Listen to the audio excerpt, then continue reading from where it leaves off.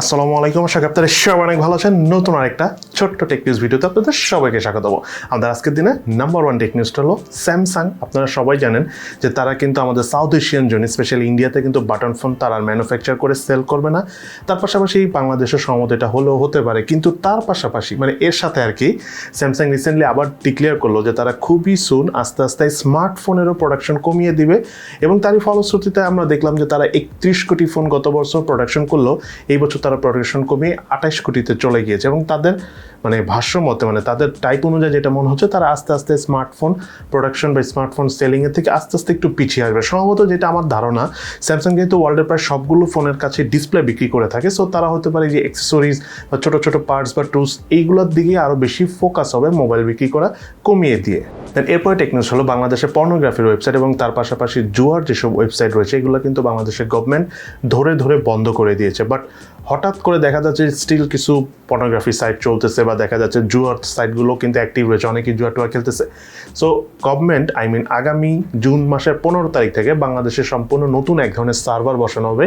এতে যে বিষয়টা হবে, বাংলাদেশে যেহেতু অনেক হেভি মানে অনেক পরিমাণের মানুষ ব্যান্ডউইথ ইউজ করে থাকে, এতদিন ট্র্যাক করা যেত না কে এক্স্যাক্টলি কোন ধরনের ওয়েবসাইটে ভিজিট করতেছে, কে জুয়া খেলতেছে, কে পর্নোগ্রাফি দেখতেছে। কিন্তু এটা জুন মাসের 15 তারিখ থেকে আরও ভালোভাবে ট্র্যাক করা যাবে।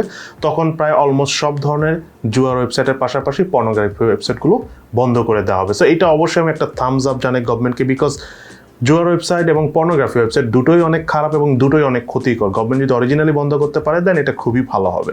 এরপরে টেকনিউজটা হলো অনেকেই যারা অনলাইনে বিজনেস করে থাকেন, অনলাইনে প্রোডাক্ট সেল করে থাকেন, তাদের কিন্তু দেখা যাচ্ছে যে ফেসবুক বলেন, গুগল বলেন, ইউটিউব বলেন, বিভিন্ন মাধ্যমে কিন্তু অ্যাডভার্টাইজমেন্ট করতে হয়। সো অ্যাডভার্টাইজমেন্ট করতে গেলে আসলে ডলারে পেমেন্ট করতে হয়, গুগল বলেন, ফেসবুক বলেন, এদের সবাইকে। কিন্তু এতদিন একটা সমস্যা ছিল, যারা বিজনেস করে তারাও দেখা যাচ্ছে $10,000 ইয়ারলি খরচ করতে পারতো পাসপোর্ট ছাড়াই যদি ই ক্যাবের সদস্য হতো। বাট রিসেন্টলি নতুন একটা নিয়ম করেছে বাংলাদেশে, যদি কেউ ই ক্যাবের সদস্য হয় তাহলে সে তার পাসপোর্টে ক্রেডিট কার্ড এন্ডোর্সমেন্ট করে প্রায় $22,000 মতো ইয়ারলি খরচ করতে পারবে। এটা অনেকই ভালো, বিকজ যারা ড্রেস সেল করে বা বিভিন্ন রকম প্রোডাক্ট, নট অনলি ড্রেস, সব ধরনের প্রোডাক্ট সেল করতে গেলে অনেক ধরনের অ্যাডভার্টাইজমেন্ট করে থাকে। একটা ছোটোখাটো বিজনেসম্যান যারা করে, একদম ক্ষুদ্র বিজনেসম্যান, তাদেরও দেখা যায় যে ইয়ারলি $10,000 মতো অ্যাডভার্টাইজমেন্ট খরচ আছে।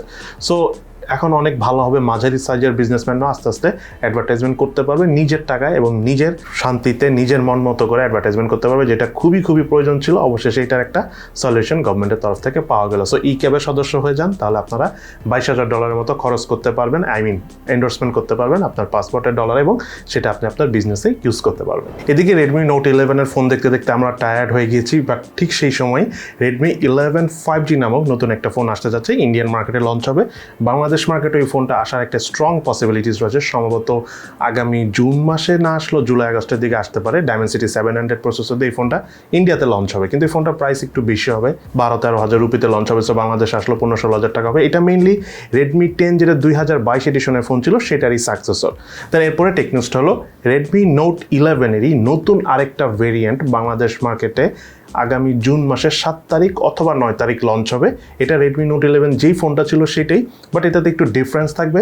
সো আমাদের চ্যানেল থেকে সেই ফোনটারও অফিসিয়ালি রিভিউ পাবেন। এবং সেই সাথে বাংলাদেশ মার্কেটে Oppo F21 Pro 5G এই মোবাইলটা খুবই সুন লঞ্চ হতে যাচ্ছে, অর্থাৎ আগামী জুন মাসের 2 তারিখেই লঞ্চ হতে যাচ্ছে, অর্থাৎ এই সপ্তাহ শেষের দিনে।